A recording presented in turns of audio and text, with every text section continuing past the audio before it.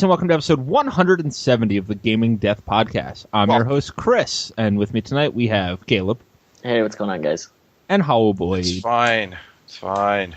It's fine. It's fine. No, it's fine. So before we started, we were just talking about the Steam sale and seeing Axiom Verge for 1% off. And their Steam's deal of the day is a 10% off a game. What happened? It's just the way it is. Hold on a second. know. Are they just dialing back the Steam sales?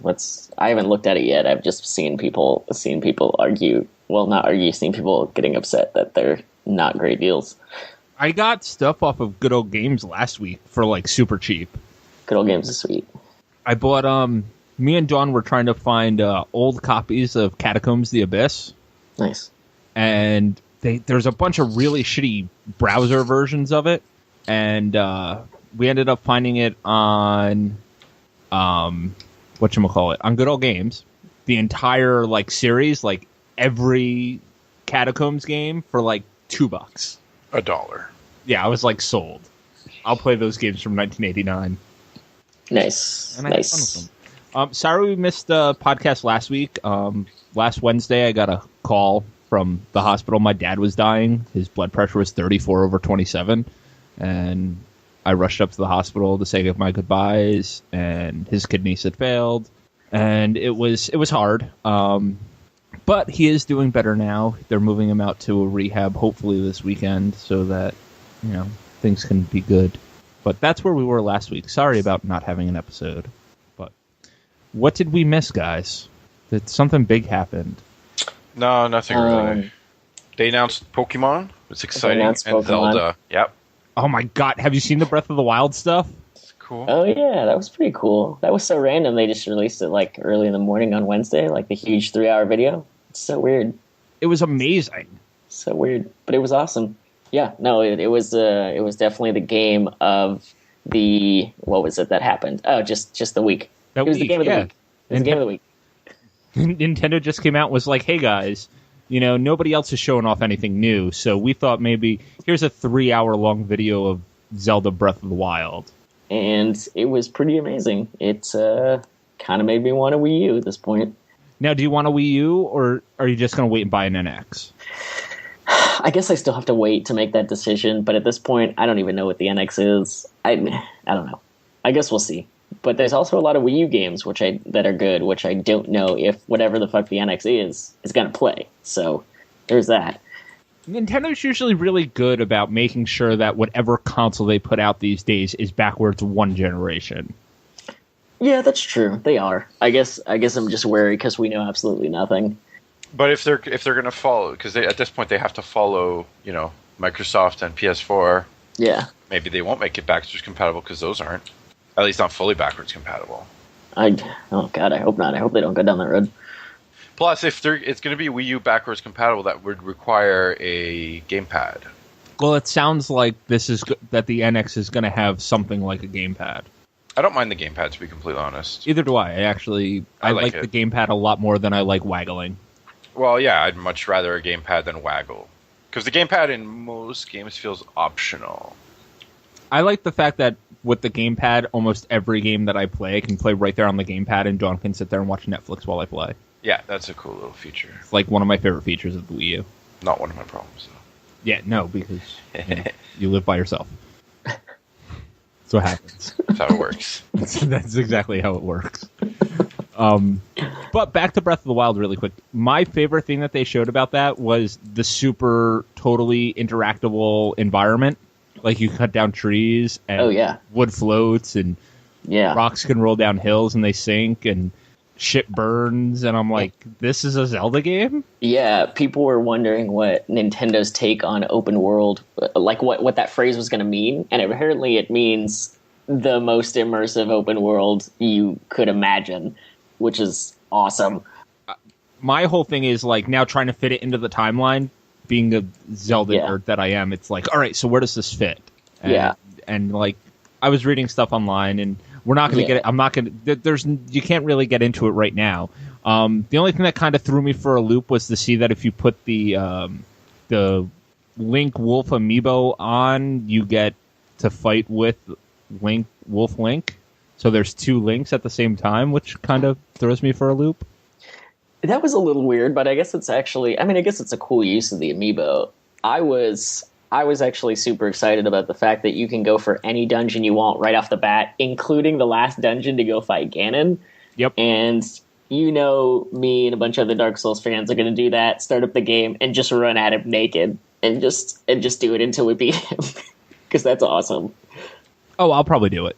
Yeah. I'll probably do it. I'll do my best to try to beat Ganon right off the bat. You know what? Why are you beating yourself? I beat my meat every night. What are you talking about? Anyway, I figured that, but why would you? Knowing how right off the bat too. Knowing how easy the Zelda games tend to be compared to most other mainstream games, not that they're super easy, but they're not hard. I'm probably going to just go the whole thing naked first go. Like, I don't know about you guys, but I kind of want to really start pushing these systems and see what we can do with them. You still have to beat the original Zelda. Then you can say that the Zelda games are easy. Okay, yeah, fair enough. And then beat the original Zelda without a sword. You have to beat the first Zelda game high and tell me it's not hard. No. Will do. Chris's is easy. You have to beat Dark Souls 1 and 2 and 3. Yeah, and so do you. Yeah. He's not wrong. We're both at the exact same point. He's not wrong. Hey, you have to beat Bloodborne. That too. You haven't beat Bloodborne either, though. All right, you know what? When I get off the podcast tonight, I'll put in Bloodborne, and I'll go fight the last boss. Okay. Just for you, so you can stop telling me I haven't beaten it yet. I'm like stupid high level, like retardedly high level, so... So is the last boss. No, he's not. Now it's a challenge. I'm going to eat the last boss. I know I am. Why would you eat him? I thought you were on a diet, sir. You can't just I'm not on a eating fucking last diet. bosses. So E3 was, 2 weeks ago? So E3 was a week and a half ago. Yes, ago. It was. We got a lot of confirmation of a lot of stuff that was rumored. I think Sony was the only one that we didn't know like everything that was going to be there. Yeah, and I wouldn't say there weren't too many crazy surprises, but overall it was still a pretty good E3. Well, actually, no, that's not true. A couple of Sonys were pretty amazing. Like what? Like Resident Evil 7. Yep. Which was similar to PT, but after playing the demo, I can see it's really doing its own thing, which is kind of fun. What else is there? There are a couple others for Sony that I'm trying to think. I know that was the big one. Days Gone. Can we talk about Days Gone really quick, or Days Gone By, or whatever the fuck it's called? It looks interesting. It looks bad. I as a hardcore zombie fan, I am so zommed out. Yeah, that's fair. Like the reason that Resident Evil 7 got me excited again was they're kind of doing something different. It looks like. Yeah. And like just trying to make a horror game and not really relying on everything that's happened in the Resident Evil franchise so far. Exactly. They're taking it a very different direction. They're going in a very different angle as far as horror. There's some allegedly some kind of supernatural elements in this one. Ghost Girl. There's a Ghost Girl. There's very clearly a Ghost Girl. Ghost Girl. You can see her 9 times. Yeah. Have you guys both played the RE demo? I know. Yes. I think Chris did. I've played it like 6 times. Nope. Okay. So Not even once. Not even once. Okay. Hollywood shit his pants. It's pretty creepy. It's really creepy. It's pretty creepy. It's really creepy. It's not just it's not like PT, which was PT was creepy. PT is very creepy, but it's like a different kind of PT is like just a twisted, like uncomfortable kind of horror, whereas Resident Evil is more just a straight creepy. It's not like, you know, Silent Hill is PT is heavily more. It's leaning more on just bizarre confusion as opposed to Resident Evil, which is like there's something clearly very fucked up about this house. Yeah, the thing that really got me with the Resident Evil 7 demo is it's the first game to really make me feel alone in a really long time, but at the same time not alone. You know what I mean? Like you play that game, and you constantly feel like somebody's watching you. Yeah. And it's just creepy and weird, and Hollywood shit his pants if he played it. Now, are we looking forward to when they do it with VR and people actually start having heart attacks and shit and dying? I don't care about VR. Yeah, I heard a story of one guy who put it on for about 20 seconds and just said nope and took it off. So I've also heard it's very disorienting in VR, but as a game, it still looks fantastic. That's what I care more about, and what Chris cares more about. Yeah, exactly. My whole thing was when they showed it off, when they were showing off PSVR, I was like, oh, don't tell me the only way to play this game is going to be VR. And then they were like, nope, there's a demo coming up now. It's not just VR. And I was like, thank God, which makes me quite happy because that VR stuff, no offense to Sony or anybody that's really hyped about it, but VR to me looks like the next Kinect. Basically. And I can see that. I don't care. I don't care. I don't think anybody here on the cast cares. I know Dawn doesn't care, but it looks like hot street trash that's going to collect garbage that I can hang up next to my plastic guitars. Yep. But that'll be a $400 piece of equipment that I can hang up next to my plastic guitars. Are you actually going to get it? Are you actually going to pick up the PSVR? No, it's $400. That's fair. For $400, I'd rather buy myself a PS 4.5. Yeah. Start saving up for a Scorpio. Yeah, exactly. It's like, why would I spend as much on an accessory to my console than just buy myself the price of the console itself? Exactly. Yeah, I mean, I'm not super sold on it either. I guess we'll have to see what kind of games they have coming out for it, because I've seen some of the games they have for Vive and for Oculus, and they look interesting, but not interesting enough for me to pay $500, $600 for one of those kits. Not that I have the computer to run it to begin with. See, now my thing is, if they came out with a PS 4.5 for $500 that included PSVR, yeah, I'd be all over it. Yeah. But for here, buy the system for $400 and then buy this headset for $300. No, go fuck yourself. Yeah. Yeah, the price is a little steep, I think, on those. But it's like everything. It'll come down. The price on VR headsets will come down as they get more and more, what do you call it? As the market gets flooded with copycats and shit. Which will take about a week. It'll probably take about a year. This time next year, we'll be like, oh, the PSVR headset's on sale for $100. So, I don't know. Resident Evil 7 looked good. I heard a rumor that the Days Gone demo that they did at the end wasn't supposed to happen. What do you mean? What wasn't supposed to happen about the demo? They weren't supposed to show it? Right. They were supposed to show Days Gone in the middle of the conference, but at the end of the conference, they were supposed to reveal Red Dead 2. Oh, then but what? It wasn't ready. What? And the reason that they didn't show Red Dead 2 was it showed a sequence of the main character walking into a saloon and shooting everybody, and this was the day after the Orlando stuff, or 2 days after the Orlando stuff, so they pulled it at last minute. Oh, that's awkward. Which is why you ended up getting, that really awkward, weird demo at the end that felt very tacked on, especially for Sony. Yeah, kind of. I mean, other than that, the conference was actually pretty great. But Sony's conference was amazing. Yeah, it wasn't as good as last year, but I don't know if they're ever going to get that good again. It was still the best one, unless you're going by games, in which case, Breath of the Wild takes that. But Microsoft wasn't bad either. Microsoft's conference was really good as well. Yeah, Microsoft's was actually pretty good. I was surprised. It got me excited to pick up an Xbox One at some point. I was thinking about grabbing the S because it sounded really good until we started getting more information recently about the Scorpio, and now I'm not even sure what to do. But what do you want to play on Xbox One? I mean, I mostly just want to play some of the exclusives. I want to play Dead Rising 3 and 4 because I've never played any of them. 4 is not exclusive. 4 is not going to be exclusive? Okay, nope. well, It's the same Tomb Raider deal, basically, except 6 months instead of a year. Okay, well, I want to play Dead Rising 3. I want to play Forza Horizon 2 and 3. Those games are actually really fun from what I've played. What other exclusives are there? I want to play Sea of Thieves. That's the only game I pre-ordered for Xbox One exclusive that I pre-ordered after the conference was Sea of Thieves. What was the Insomniac game for Xbox One? The one you guys always rave about with the Sunset Overdrive? Yes. Yeah, the game's good. I do want to try that. And I think I'll try the Halo. I don't know. But it's mostly just a handful of games that I want to try. I haven't even bought Halo 5. What is it, Halo 6? Halo 5? I don't know. Yeah, Whichever the one they're at. I don't even know. It's so sad. I thought about that the other day. I literally couldn't remember which one it was. I haven't played any Halo game on my Xbox One because I'm not a Halo guy. I don't think I've played a Halo game either. Wait, no. The Master Chief Collection. That one made me angry. Because it still doesn't work today, I think. Though I played the Halo Wars demo because I loved Halo Wars, and the Halo Wars demo was quite good.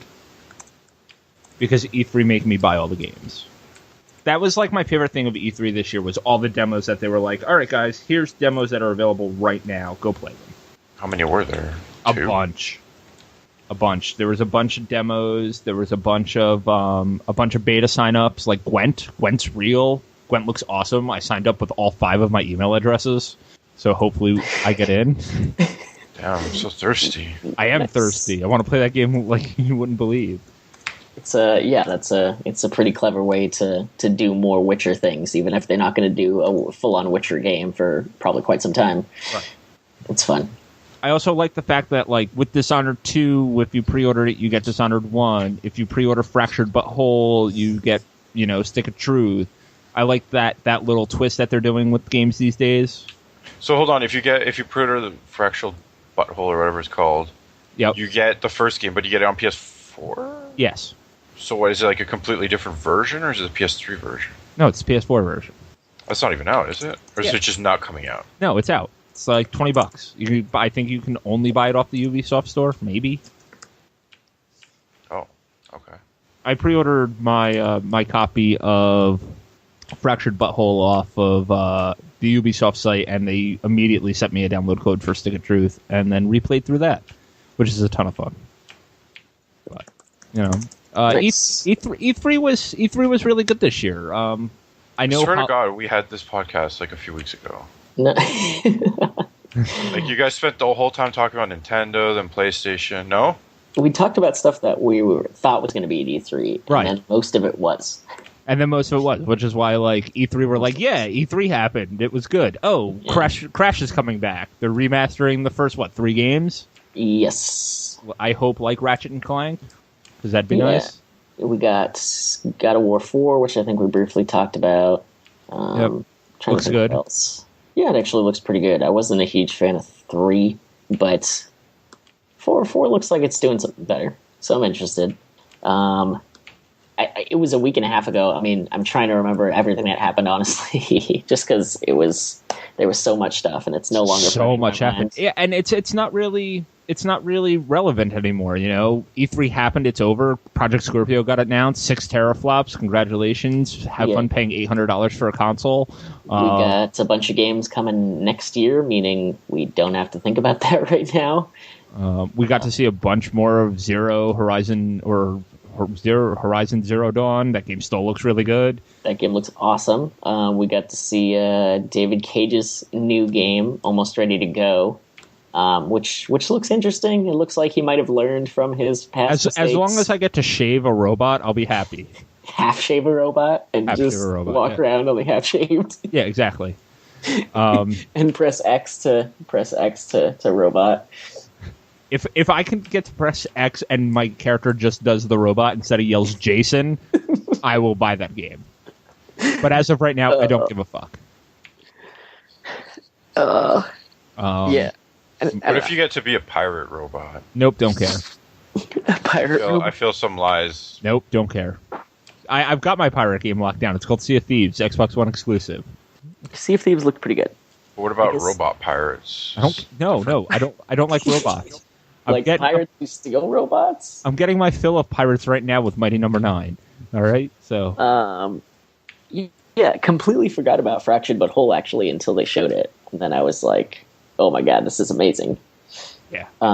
Super excited for Watch Dogs 2. Not as many people are, I think, but I definitely am. Yeah. We talked about that. We're some of the few who liked 1, and really looking forward to 2 because it looks like they just ramped it up like a bajillion %. I just like that I don't have to play generic white man as the protagonist. I want to be able to play down-to-earth black dude from Oakland. That actually sounds really cool. Like, a little part of me is a little sad that I don't get to create my character, because I really like creating, like, off-the-wall female characters as the main character when they let me. But I'll play down-to-earth black guy. Yeah, it's something different. I like that there's like a million new ways to hack whatever you want to hack, including drones you can just throw out whenever you feel like it. It just looked really good. How down to earth is the black guy?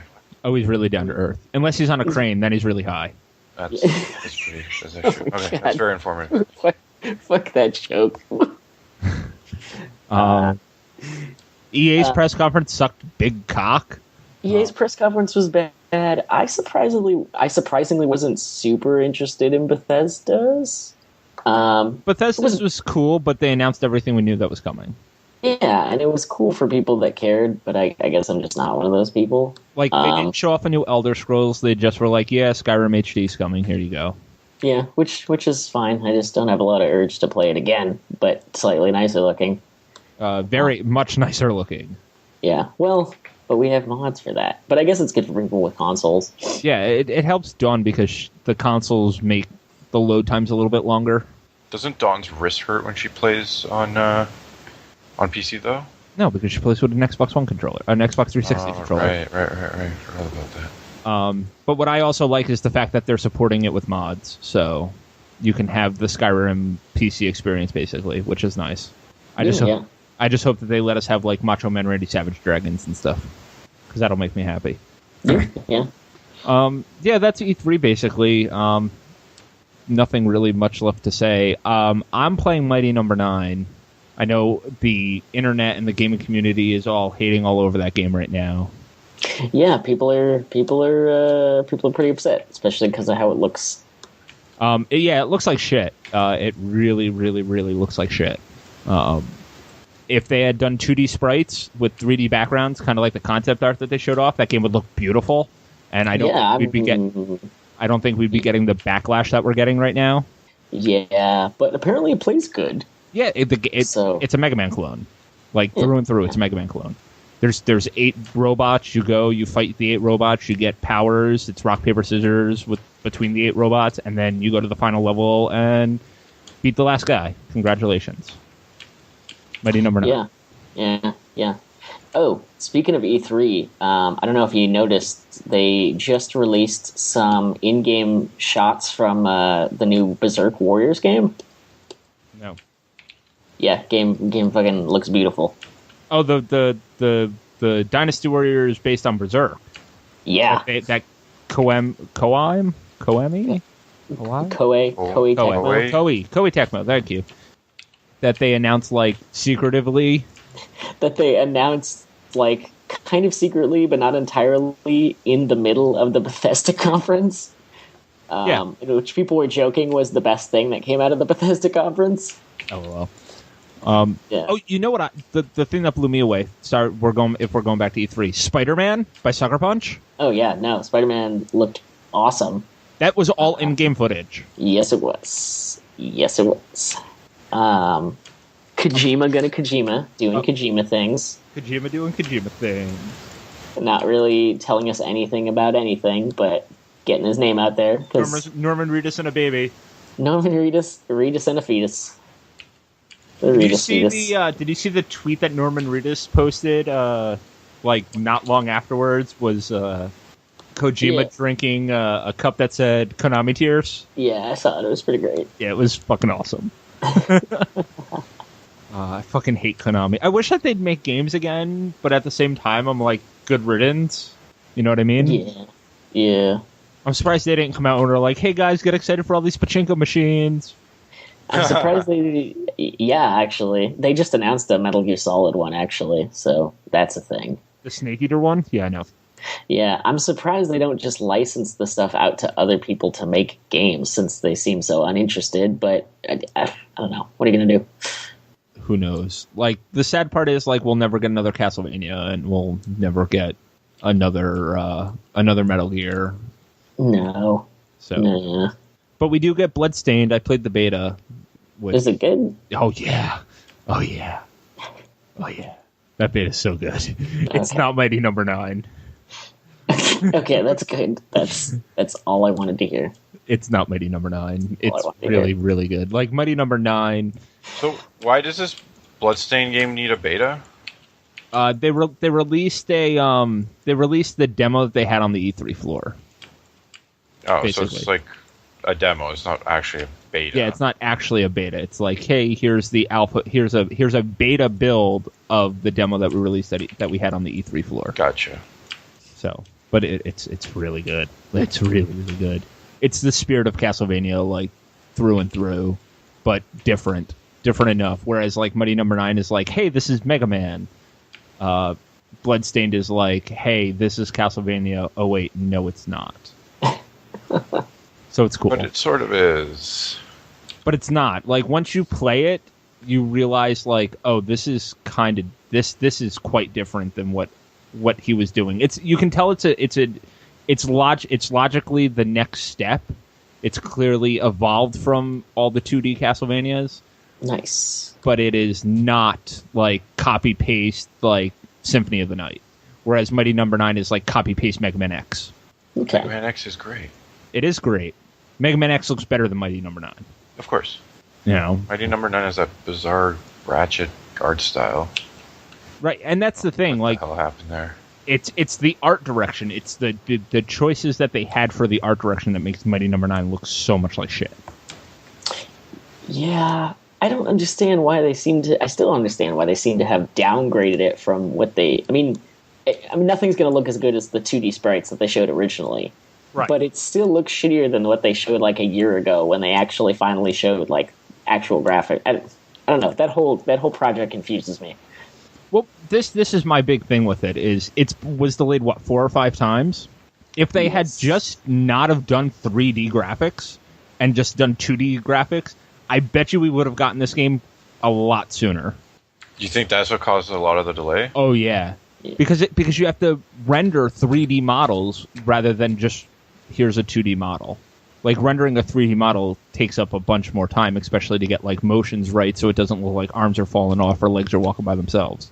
And there's like a billion different enemies in the game, like different enemy robots that you fight. Like each level has its own enemies, so like each of those then had to be 3D rendered.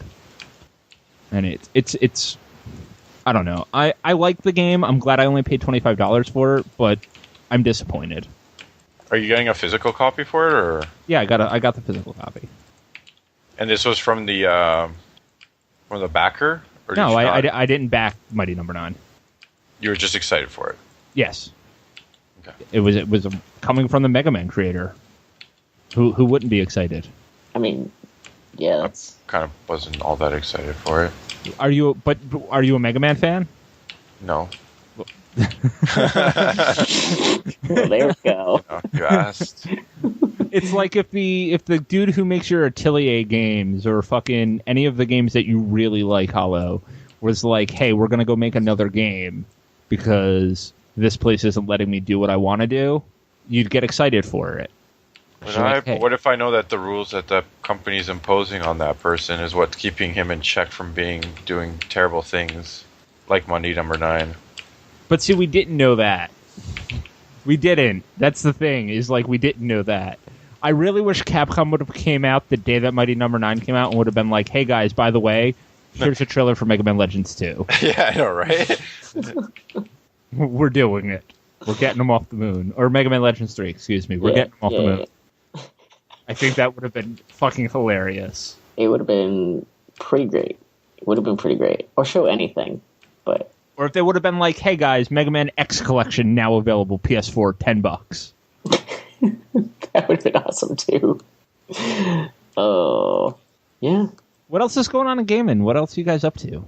I watched a lot of E3, which is great, but none of the games are coming out anytime soon, and... Well, you got Dishonored coming out. You have Deus Ex coming out. Yeah. Oh, Deus Ex. That's true. Well, we got Mirror's Edge and Doom, which I played the demo, and it was fantastic. I kind of really want that game. I bought that game. Yeah, you told me about it. It's great. It's awesome. I'm still backlogged playing the Uncharted games through again and playing Witcher 3 Blood and Wine because I've just had a bunch of work going on. I haven't got a lot of time to actually sit and play games. So, that's my story. Hollow, you picked up Mirror's Edge. How is it? I swear to God, we've talked about all this already, like 2 weeks ago. Anyways, yeah, we did fucking talk about this. I don't know. It's good, but it's like the open world makes it like it's kind of too much. I feel like it didn't need an open world so what happens is in Mirror's Edge 1, it was linear, right? So you ran from point A to point B. With this game, it's you run from point A to point B, and the game is like, oh, this is the route this is the route that you can take to get there, but it's the route that barely gets you there if there's like a time trial, right? Okay. So then you end up failing over and over again, and I had to like literally go, and because once you fail it, you literally start from the point where you failed. So like I had to backtrack and see if I could find a route that's faster. But I'm like, this kind of defeats the whole purpose of the game and the idea that Faith is running from one place to the other. If you have to fucking like go on the roof, okay, I need to get through here. There's going to be like this many bad guys, and okay, I could go this way, I could go that. All right. Action. It's like you're filming a movie. Like it's stupid. It's completely ruined the immersion factor of it. Like because of that, and I think it's so stupid. Like. Now, granted, not everything is timed, but there are I feel like a lot of the side stuff is all time trial stuff, and it's just irritating to no end. So I just kind of put that down because there's another game that came out that same day that was a million times better, and it was like a 10-year-old game. Is this the game that I returned Mirror's Edge for? No. Yes. Yes, it is. Odin Sphere. Yeah, Odin Sphere. Yeah, that game is phenomenal. Absolutely fantastic. That's what everybody's saying. Yeah, nothing bad to say about that game. That game is great. The way you level up is a little weird, but it's great. So what exactly is Odin Sphere? Because apparently it dropped on PS2, and I never heard of it until they announced a remake. And it looks really beautiful, but I just don't know what it is. Odin Sphere is an action RPG from Atlas. It's kind of Castlevania-ish. But it's Castlevania-ish in the combat, I guess. It's like a side-scrolling combo beat-em-up. Yep. Okay. 5 different characters, 5 different stories. Yep. And all the stories intertwine. Yeah. The downside is once you beat one story, you've somewhat done everything. Like, you keep fighting the same bosses over again. And I'm on the second character, and his moves are pretty much identical to the first character. You're playing as a Rabbit Prince right now? Yeah. Yeah. And I was a little disappointed when I learned that his moves are kind of the same. That being said... Wait till you get to the Whip Lady. Have you even gotten that far? That's the last one. I've beaten the PS2 version of this game. Oh. Yeah, anyways. I love Odin Sphere. It's good. I highly recommend it. Anyone who's hesitant, just don't be. Go buy it. Support good HD remakes like this, because this is like full-on, like really nice HD. And if you have a Vita, it's cross-buy. Only if you buy it digitally, right? No, it's there's a code. There should be a code inside your box, I believe. Yeah, it's cross-buy if you buy it on PS4. Okay, I didn't see a code. You should have a code. And I bought the collector's edition, which costs $100 for a T-shirt and a book. They didn't even come with a soundtrack. That's another thing. The music in this game is fucking awesome. Yep. So fucking good. And it didn't come with a soundtrack, which is so disappointing. And you play the game and you feel like you're playing an anime. You really do. That's how. To a certain point, yeah. But the thing I really liked about it is that there's one city where you play in the city. I swear to God, it feels like a Final Fantasy game at that point. Like the art style of the city, the music, everything made me feel like I was playing Final Fantasy. It was so strange. It was so bizarre. It was very, like, so well done. Like, it's crazy. The voice acting is good. Yep. Right? Like, the voice acting is pretty fucking good.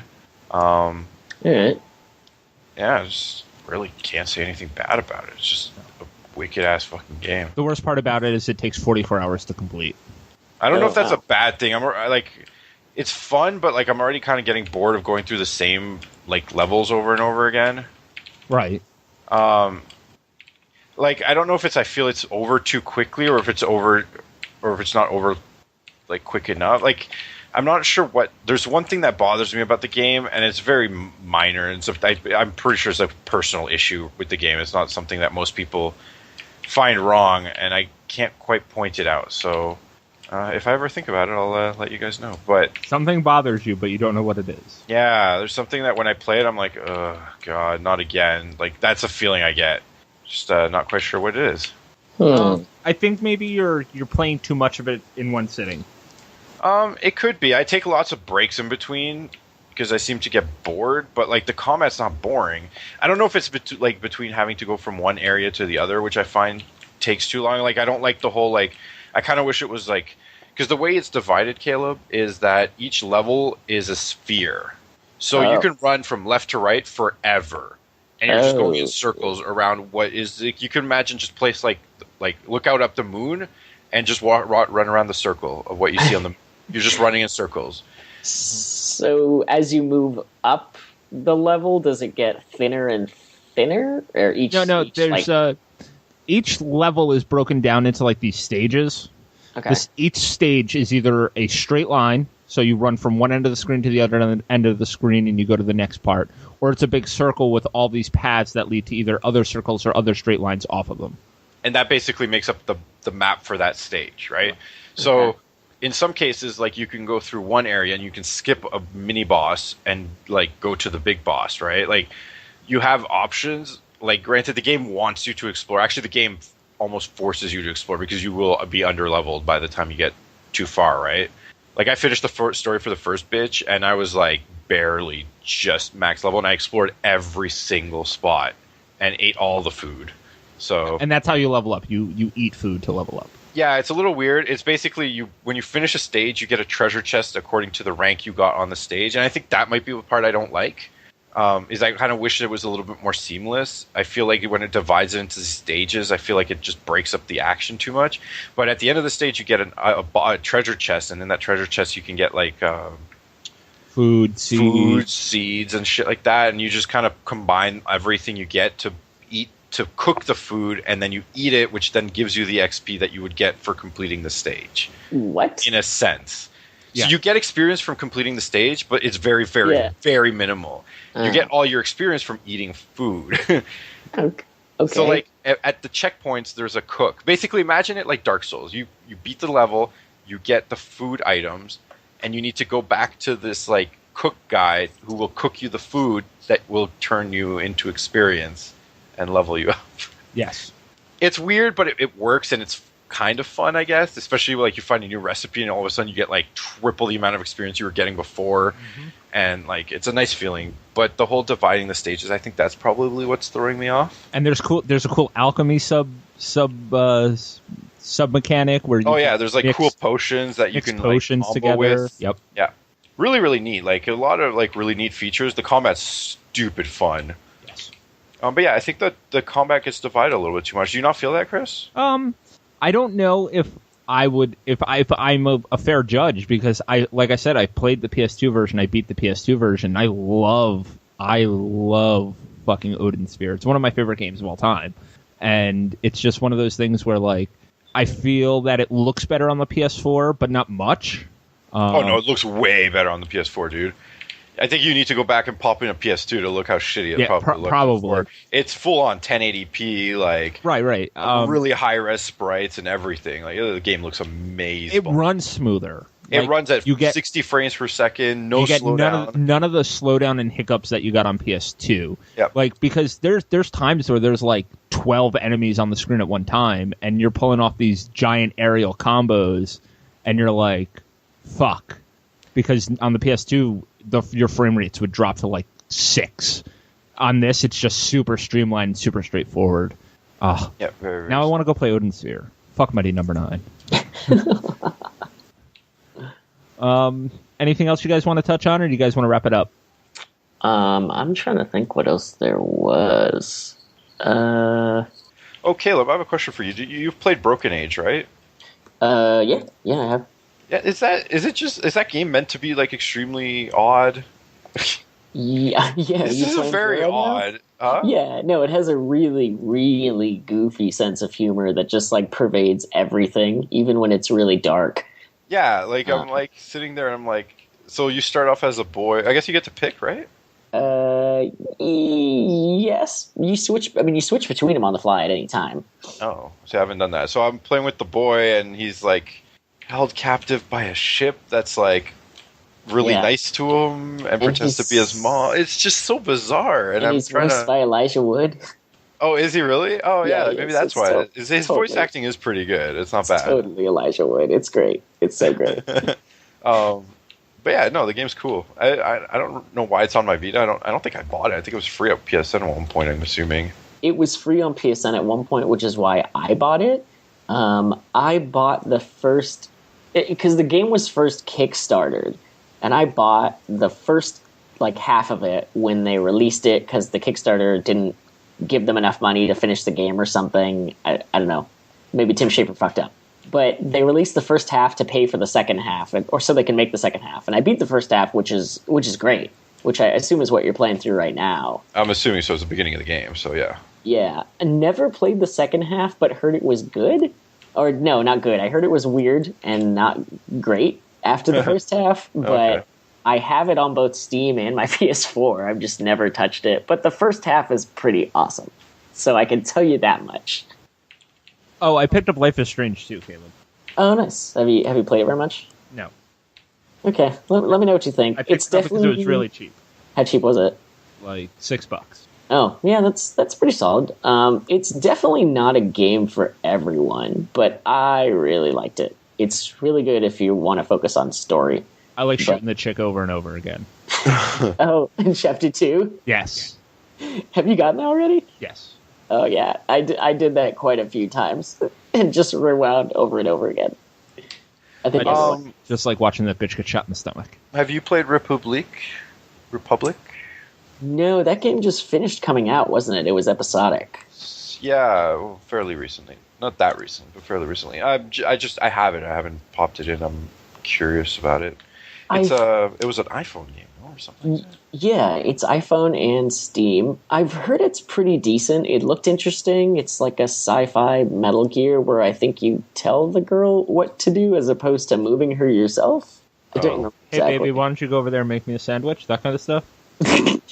Yeah, Chris. There you go. That's exactly it. I think there we go. We've offended the rest of our viewers. The ones that went already, as is typical. We have to offend everybody. That's the thing. Oh, jeez. That's how Gaming Death works. Yeah, we offend everybody and we spoil everything. Darth Vader's Luke's father. Oh! Spoil. Yeah, you you communicate with the main character through your phone or computer in order to help her escape, so you tell her what to do. So that sounds cool as fuck. Good luck with that, I guess. I'm iffy. Because that could either be... It could be really good or really bad, depending on how well it's made. So I have no idea. That sounds cool as fuck. I mean, give it a go. It's on iOS. I think it's like $25 for the whole pack, though, of all 5 no, episodes. thank you. There you go. I think I paid like $70 for the collector's edition on PS4. You know what I think would be really cool? If they did it as like a giant text adventure where you get to tell her what to do, and they don't show you how it plays out until the end of the level. I think that'd be awesome. That would be... Oh, so you have to plan out the whole thing before... The whole thing everything beforehand. Unfolds? Yes. And then you're like, enter, and then you get to watch it all unfold, and you're like, fuck, she got killed towards the end. Fuck, now I have to do it all over again. Huh. Well, I hope you can tell her to do things, and she'll just respond in confused fashion, like a text adventure character, like Guybrush Threepwood. Like, you'll tell her to pick up a plant, and she'll just be like, I'm not picking that up. I hope it has little sweet things like that, because I don't know. There's got to be some way to fuck with her. Fuck, now I want to play Monkey Island. Yeah, it's so fucking good. Yeah, I know. All right, guys, this has been the Game of Death podcast. If you want to reach us, you can send us an email to podcast@gamingdeath.com. Next week, as long as we're all here and nobody's dying or anything like that, we will do our viewer episode next week. And the questions? The questions and answers. Finally. So make sure you guys send your emails to podcast@gamingdeath.com. Remember that we are live each and every Thursday night on twitch.tv/gamingdeath. Make sure you guys go check out the mothership site. That's geekyantics.net, or head over to YouTube and check us out there. Every episode is not only live every Thursday night, but also posted up on YouTube on Thursday nights, as well as on iTunes on Friday morning. I think that'll do it for tonight. I'm Chris. Boo shakalaka. That's Hollow. There's Caleb. Welcome to the jam, and welcome to the slam. I fucked that up. You did fuck it. It's okay, though. Welcome to the jungle. Come on and slam, and welcome to the jam. We are the Game of Death podcast. We are the revolution. Have a good night, everybody. Later, homies. See you later, nerds.